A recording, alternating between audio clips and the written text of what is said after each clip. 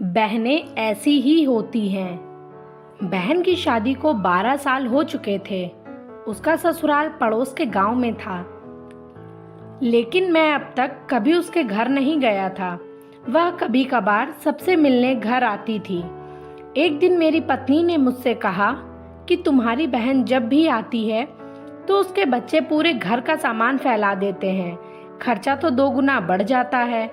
तुम्हारी माँ तो चोरी चुपके से साबुन, वॉशिंग पाउडर, चावल और दाल यह सब चीजें देती रहती है। यह सब सुनकर मुझे बहुत गुस्सा आया। मैं मुश्किल से घर चला पाता हूँ और मेरी माँ मेरी बहन को सब कुछ दे देती है। एक बार बहन घर आई थी, तभी उसके बेटे ने टीवी का रिमोट तोड़ दिया।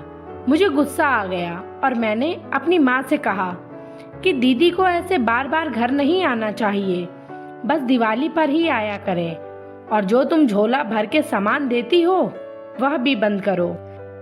माँ ने कुछ नहीं कहा, पर बहन ने सब सुन लिया था, लेकिन वह भी कुछ नहीं बोली। 4 बज चुके थे। उसने अपने बेटे को तैयार किया और कहा, भाई मुझे बस स्टॉप तक छोड़ दो। एक दिन हम दोनों भाइयों के बीच जमीन का बंटवारा होने वाला था। तभी दीदी भी आई थी, लेकिन मैंने उनसे सीधे कह दिया कि मैं अपने हिस्से से कुछ नहीं दूंगा। माँ ने कहा कि बेटी का भी अधिकार होता है, लेकिन मैंने उसे चिल्लाकर कह दिया कि मैं उसे कुछ नहीं दूंगा। दीदी सामने बैठी थी पर कुछ नहीं बोल रही थी। अलग होने के कुछ दिनों बाद मेरे बड़े बेटे को टीबी की बीमारी हो गई। मेरे पास उसके इलाज के लिए बिल्कुल पैसे नहीं थे। मैं बहुत तनाव में था। ऐसे ही एक दिन मेरी बहन घर आई और मेरे पास बैठ गई। उसने अपना हाथ मेरे सिर पर फेरा और कहा कि तुम परेशान क्यों हो? मैं तुम्हारी बड़ी बहन हूँ। मैंने तुम्हें बचपन से पाला है। तुम्हें जानती हूँ मैं, और तुम मुझसे भी ज्यादा बड़े दिखते हो।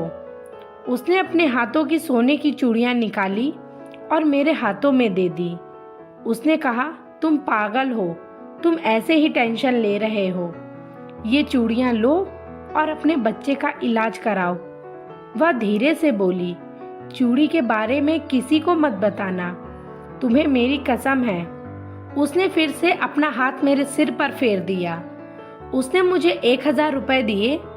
उसमें 50 और 100 के नोट थे। शायद उसने बचत करके जमा किए होंगे। चलो अभी मुझे जाना है। बच्चे स्कूल गए थे, इसलिए सोचा जल्दी जाकर भाई को मिल कर आऊं, इसलिए आ गई। तभी मेरा ध्यान दीदी के पैरों पर गया। उसने टूटी हुई चप्पल पहन रखी थी और पुराना दुपट्टा पहना था। जब भी वह घर आती थी, उसके कंधे पर हमेशा वही दुपट्टा रहता था। बहुत जल्दबाजी में चली गई और मैं कुछ नहीं बोल पाया। हाथों में वह चूड़ियां लिए मैं जोर जोर से रो रहा था। हम भाई कितने स्वार्थी होते हैं ना। पल भर में बहन को पराया कर देते हैं, और बहनें अपने भाई का जरा भी दर्द बर्दाश्त नहीं कर पाती हैं, जबकि उसके घर में वह कई समस्याओं का सामना कर रही थी। वास्तव में दोस्तों, बहनें ऐसी ही होती हैं। जिम्मेदारी भाइयों की होती है कि शादी होने के बाद भी वो अपनी बहनों के घर आते जाते रहें, और अगर उन्हें कोई सुख दुख है तो उसमें उनका बराबर का सहयोग करें। चैनल को लाइक करें, शेयर करें, और अगर आप नए हैं तो इसे सब्सक्राइब करें।